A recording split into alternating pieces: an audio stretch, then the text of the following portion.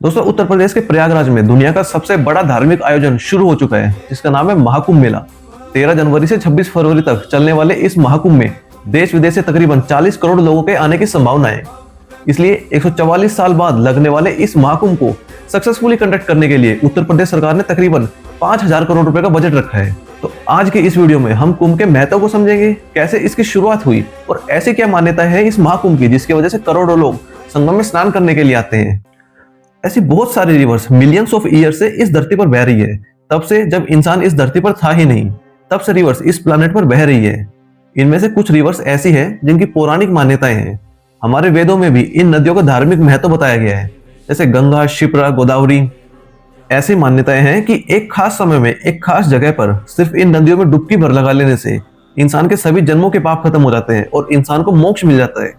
इसलिए लोग एक खास समय पर एक खास शहर में इन नदियों के किनारे इकट्ठा होते हैं और ये दुर्लभ संयोग एक ऐसी घटना को जन्म देता है जिसे सिर्फ भारत ही नहीं पूरी दुनिया के लोग देखना चाहते हैं, और इसे कहते हैं कुंभ मेला, जहां दुनिया की सबसे बड़ी रिलीजियस क्राउड इकट्ठा होती है। ये गैदरिंग इतनी बड़ी होती है कि कई देशों की जनसंख्या से ज्यादा भीड़ आस्था के नाम पर नदियों में डुबकी लगाने आती है। ये इतनी बड़ी संख्या में लोग यहाँ आते हैं कि इसे स्पेस से भी देखा जा सकता है। इसलिए सरकार को पहले से ही इसकी तैयारियां करनी पड़ती है। जहाँ ये कुंभ मेला आयोजित होता है वहाँ एक टेम्परेरी शहर बसाया जाता है, सैकड़ों किलोमीटर की सड़कें बनानी पड़ती है, नए पुल बनाए जाते हैं। आप इसकी इंपोर्टेंस का अंदाजा इस बात से लगा सकते हैं कि कुंभ मेला यूनेस्को के representative list of intangible cultural heritage of humanity में शामिल है। यानी ये मेला इंटरनेशनल लेवल पर भारत की कल्चरल वैल्यू को रिप्रेजेंट करता है। कुंभ मेला भारत के 4 शहर हरिद्वार, उज्जैन, नासिक और प्रयागराज में आयोजित किया जा सकता है। और इस बार 2025 में महाकुंभ आयोजित किया जा रहा है भारत के सबसे एंशिएंट सिटीज में से एक प्रयागराज में। प्रयागराज यानी जिसे पहले इलाहाबाद भी कहा जाता था। ये शहर इसलिए खास है क्योंकि यहाँ 3 नदियों का संगम होता है, गंगा, यमुना और सरस्वती, जिसे त्रिवेणी संगम भी कहा जाता है। और इस बार ये महाकुंभ आयोजित हो रहा है इसी प्रयागराज में। 144 साल बाद लगने वाले इस महाकुंभ की भव्यता पहले से कई अधिक है।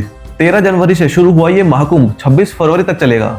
ये अनुमान लगाया जा रहा है कि इस बार महाकुंभ में देश विदेश से तकरीबन 40 करोड़ लोगों के आने की संभावना है। लेकिन आपके लिए यहाँ पर यह जानना जरूरी है कि कुंभ, महाकुंभ और अर्धकुंभ में अंतर क्या है। कौन ये तय करता है कि कुंभ कब होगा, अर्धकुंभ कब होगा। सबसे पहले जानते हैं कि कुंभ मेला का मतलब क्या होता है। कुंभ एक संस्कृत शब्द है जिसका अर्थ होता है कलश या फिर घड़ा, और मेला कहा जाता है किसी खास त्योहार को। इतिहास में कुंभ मेले की शुरुआत कब हुई और किसने की, ये ऑथेंटिक इन्फॉर्मेशन तो शायद किसी भी एंशिएंट बुक में अवेलेबल नहीं है। लेकिन हिस्टोरियन एस.बी. रॉय के अनुसार 10,000 BCE में होली रिवर बाथ के एविडेंसेस मिले हैं। इसके अलावा 600 BCE के बौद्ध स्क्रिप्चर्स में भी नदियों और मेलों के बारे में पता चलता है।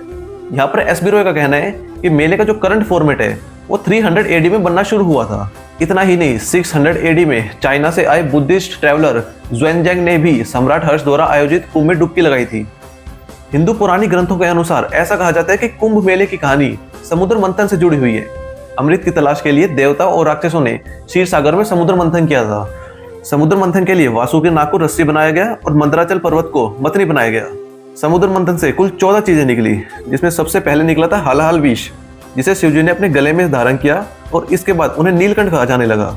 इसके अलावा समुद्र मंथन से कामधेनु गाय, ऐरावत हाथी, कल्प वृक्ष, पारिजात वृक्ष समेत अन्य चीजें निकली। और सबसे आखिर में निकला था अमृत कलश। जब समुद्र मंथन से अमृत कलश निकला तो उसे पाने के लिए देवता और राक्षसों में संघर्ष शुरू हो गया।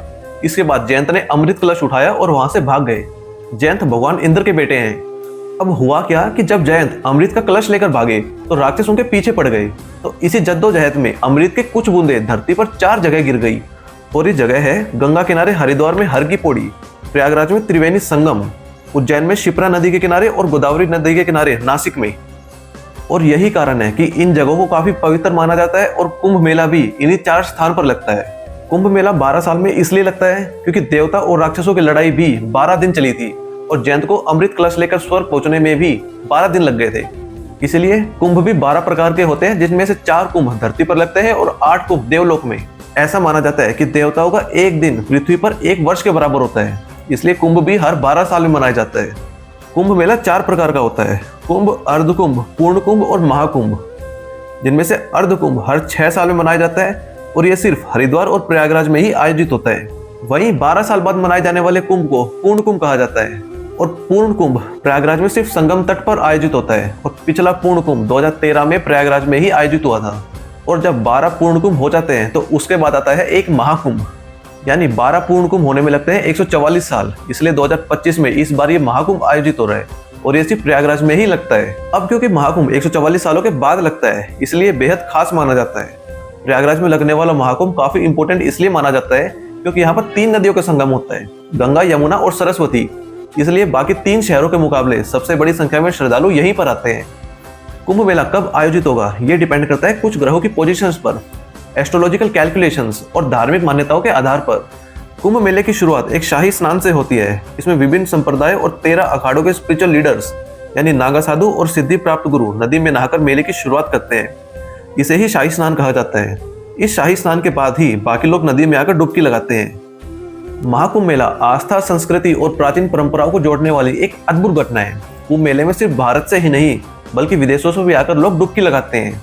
यहाँ पर जाति वर्ग को लेकर कोई भी भेदभाव नहीं होता।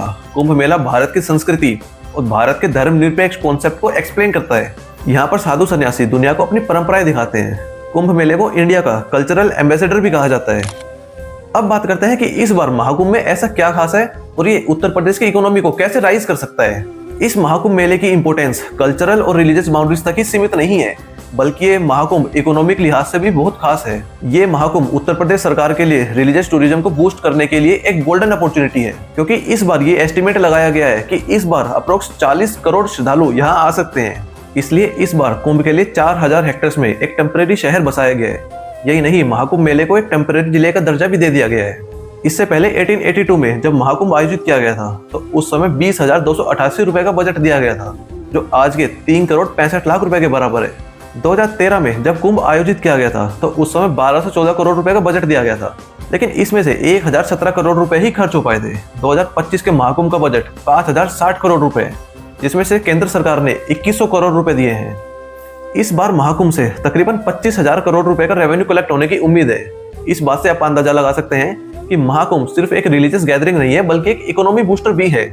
2013 में कुंभ मेले के लिए 16 स्क्वायर किलोमीटर का एरिया उपलब्ध करवाया गया था। इस बार एरिया को 2400 हेक्टेयर्स और बढ़ा दिया गया है, यानी पिछली बार से 2.5 गुना ज्यादा। 2013 में गंगा पर 18 टेम्परेरी पुल बनाए गए थे, इस बार इनकी संख्या 30 है। पिछली बार कुंभ मेले को 14 सेक्टर्स में बांटा गया था, इस बार महाकुंभ को 25 सेक्टर्स में बांटा गया है। ट्रांसपोर्टेशन को मोर इजी एंड एक्सेसिबल बनाया गया है। इसके लिए 400 किलोमीटर टेम्परेरी रोड्स भी बनाई गई है। रेलवे मिनिस्टर अश्विनी वैष्णव के अनुसार इस बार महाकुंभ के श्रद्धालुओं के लिए 3000 स्पेशल ट्रेन सहित टोटल 13,000 ट्रेन चलाई जा रही है। उत्तर प्रदेश टूरिज्म डिपार्टमेंट के अकॉर्डिंग इतने बड़े आयोजन से तमाम छोटे बड़े व्यवसायों को काफी लाभ होगा। इसमें बोट, टैक्सी, ऑटो और रिक्शे चलाने वालों से लेकर फूल बेचने वाले, घाटों और मंदिरों के पास दुकान लगाने वाले और होटल्स के मालिकों तक बहुत बड़ा वर्ग शामिल है। महाकुंभ की तैयारियों के दौरान हुए कामकाज से कम 45,000 परिवारों को रोजगार मिला है। कुंभ मेले का आर्थिक असर सिर्फ प्रयागराज तक ही सीमित नहीं है। इस विशाल महाकुंभ की वजह से उत्तर प्रदेश के दूसरे तीर्थ स्थल जैसे काशी, मथुरा, अयोध्या और विंध्यवासिनी को भी काफी फायदा होने की उम्मीद है।